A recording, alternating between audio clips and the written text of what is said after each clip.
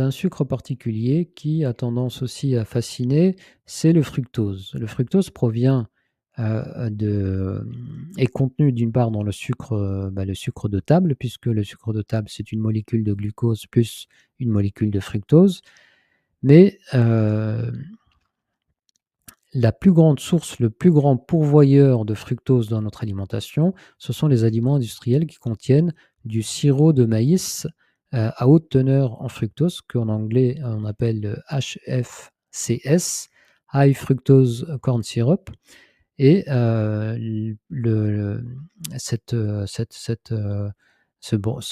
sirop, en fait, est utilisé parce que, sur le plan, industriel, il est intéressant puisqu'il revient moins cher, son goût est plus sucré, il est plus stable, ça permet, d'avoir des aliments plus stables, il rend la texture plus moelleuse et accessoirement, comme on va le voir, il active plus fortement les circuits de la récompense, donc il donne envie d'en consommer et il ne rassasie pas, donc ce qui pousse à en consommer encore plus.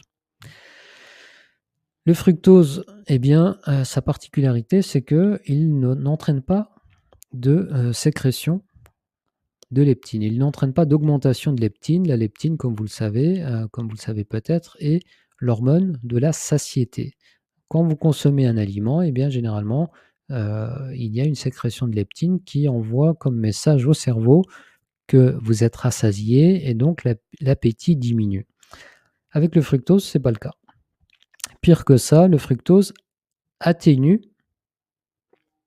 la diminution naturelle, la suppression naturelle de la gréline. La gréline, c'est l'hormone de la faim. Quand la gréline est haute, eh bien, on a faim. Quand on mange, il y a une suppression de la gréline. La gréline diminue, la faim diminue.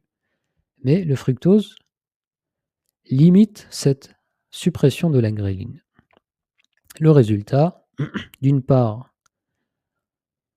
il y a pas de sensation de rassasiement, de satiété. D'autre part, la sensation de faim persiste. Eh bien, il y a une dérégulation de l'appétit qui entraîne une consommation calorique excessive.